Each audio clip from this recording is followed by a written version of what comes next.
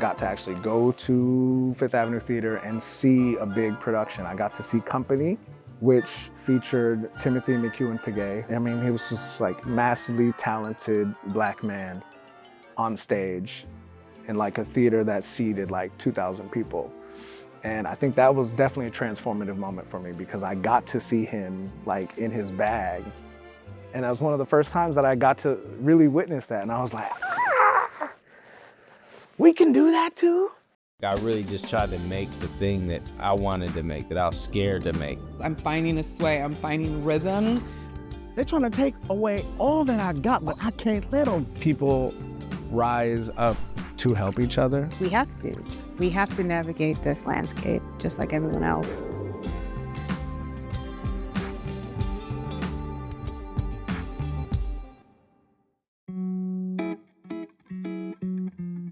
I want to create more opportunities for black actors in town. Leading roles, protagonist roles. I've always been a storyteller. You know, I like to joke and say that, you know, I was probably the only 9-year-old in my apartment building with a typewriter. I don't know that I was ever like fully aware of how much it actually meant. Thinking back on it, it seemed to really be deeply important to, you know, my soul, to tell stories. There's this thing where it's like, oh, okay, I can see that when theaters are programming their seasons, they're doing it specifically like, oh, here's the one black show, and you know, we'll do 5 shows that privilege white actors and white audiences and white stories, and then here's the August Wilson. You know, so that sort of, I think, felt like, oh, there aren't as many opportunities for black actors to really just dive into all different kinds of roles. He had a future, looking back on a life well lived, and he was happy. I love interpersonal stuff. Of course, I love conversations about race too, because I always want to make sure we're keeping those conversations alive. The Legacy Plays project is a 9-play cycle that takes place over 300 years of history. 9 plays, 300 years, 1 history. And the idea is to use specific moments in American history as sort of these cultural touchstones to examine the Black American experience in that particular time period. I'm gonna have 3 plays in the 19th century, 3 plays in the 20th century, 3 plays in the 21st century. Each play is gonna be its own distinct standalone story, but all the plays will be in conversation with each other in some form. If we are to ever accomplish something truly great, like the reconstruction of our nation into a fair and just land, which I believe we can do, the attention span of our society and our determination to do right must last longer than a few seconds. It's these moments that we think of that we're like, that was a moment in America. And then it's like, okay, well, what was the Black experience? What were some stories of those folks that lived in that particular period?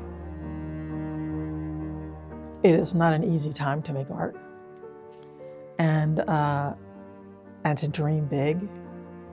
The times actually encourage us to think really small and be afraid and anxious.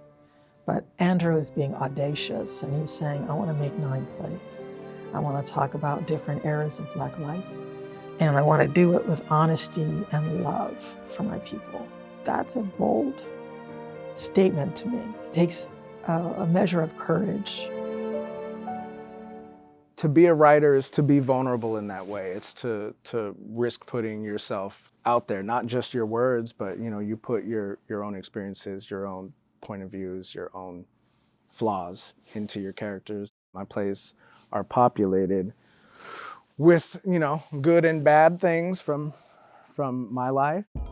I grew up in Hillman City, Columbia City. Went to Franklin High School for a hot second. My dad really wanted to own a house, and he had, you know, that was one of his big dreams, was to buy a house. So for him, that meant leaving Seattle.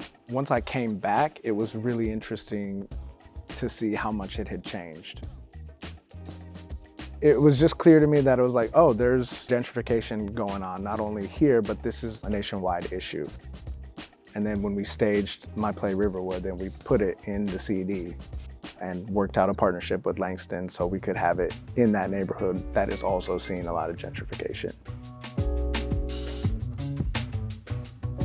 The Black American experience is one that is shaped by migration, right? Either forcibly or voluntary. I think that's a running theme in all my work, and that is specifically speaking to this constant search for home.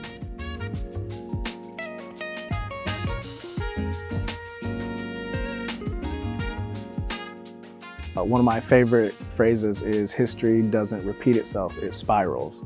So it comes back around in similar patterns. So I really love that history can be used as a tool to identify those patterns and hopefully make different choices in the future.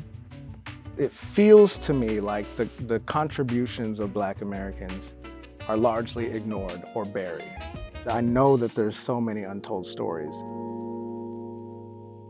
I think Andrew definitely sees himself documenting our journey here in the United States. And he's writing the everyday person. He's writing the everyman, which is another thread of where he fits in. Who is Morris Golden? What's the name mean when you're the only one around to hear it shouted? Alice Childress said she wanted to write about the people who came in second, right? The ordinary people living extraordinary lives just by their getting through the day. And I think Andrew fits in that category. Andrew's work is on the sort of continuum of well-made playwrights. He makes well-made plays, beginning, middle, and end, linear narrative stories. He's got a poetic style and a large romantic vision. Andrew is such a romantic. He's very sentimental about relationships. You and everything in these four walls is all I have in this world. I love history because it can be used as a tool to help us not repeat the mistakes of the past. And when I think about history plays in the context of theater, I think it's actually really important that we find outlets to still get this information out there. And I think theater is a really great platform to do that. I think about this quote a lot from Shakespearean scholar Farrah Kareem Cooper. Historical record can help us paint a picture of society, but it is art, literature, and drama that fill in the gaps of lived experience.